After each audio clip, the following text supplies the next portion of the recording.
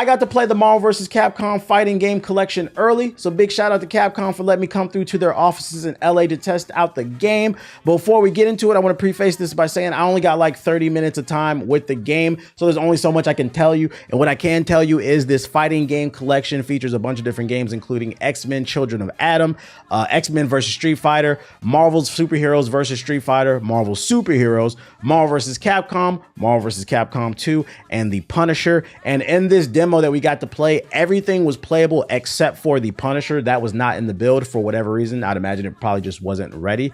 In the game, it has online multiplayer with a rollback net code. You got galleries and museums with all the different art from there.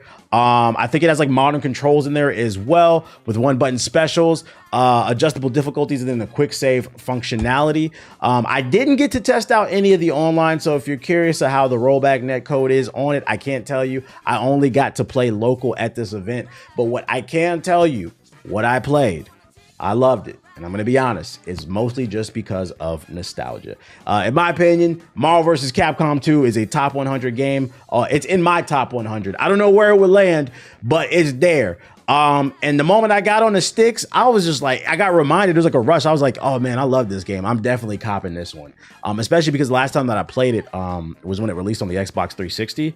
That was the last time it came out. And that was like, what, 15 years ago or something like that? I think that's why a lot of people are excited about it. And then you got the rollback net code.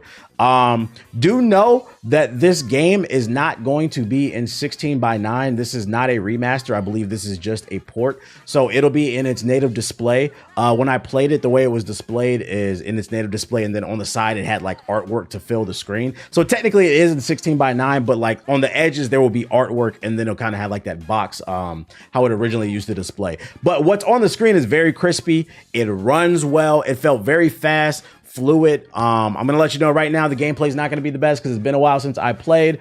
I was just button mashing, trying to cook up whatever I could, trying to remember some buttons from like back in the day, but there was only so much I could do like in 30 minutes.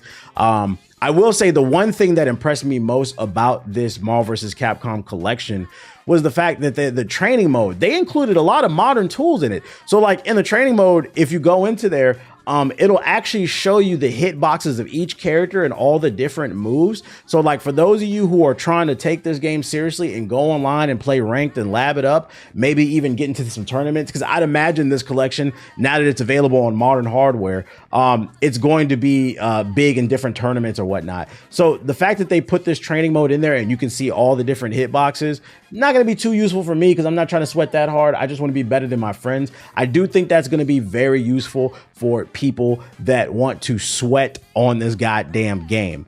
I like the quick save feature, really cool. Kind of reminds me of kind of the stuff that you see in emulation. I like to see that that's kind of coming in and you can just basically save whenever you want. And it's very easy to kind of switch between all the different games and kind of see like the development of how things changed over the years. Another thing I was not a big fan of when it came to this collection was the fact that right after I got done previewing this game, they just had a Nintendo Direct where it was revealed Capcom will also be releasing a part 2 of a fighting collection that will have Power Stone 1 and 2 in it, as well as a bunch of other fighting Capcom games. And I'm sitting there looking, I'm like, bro, why couldn't y'all put this on?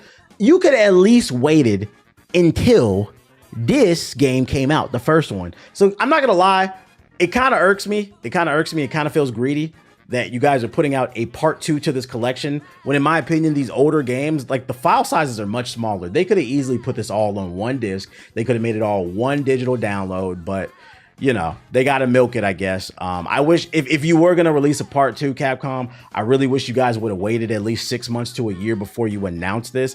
It kind of burns. It kind of burns. These are old games. I get that there's new online and there's some new training functionality in it, but it kind of leaves a bitter taste in my mouth that I want this.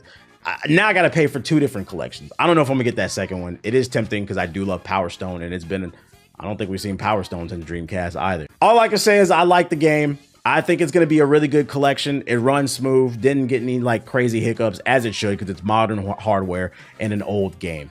So it's a day one cop for me. And also be aware that a part 2 collection is coming as well that was announced at the Nintendo Direct. That's all I got to say in my first impressions. Hopefully you guys found this helpful. I think I'm going to leave you guys with some gameplay in the background. Until next time, I'll see you on the next video. Peace.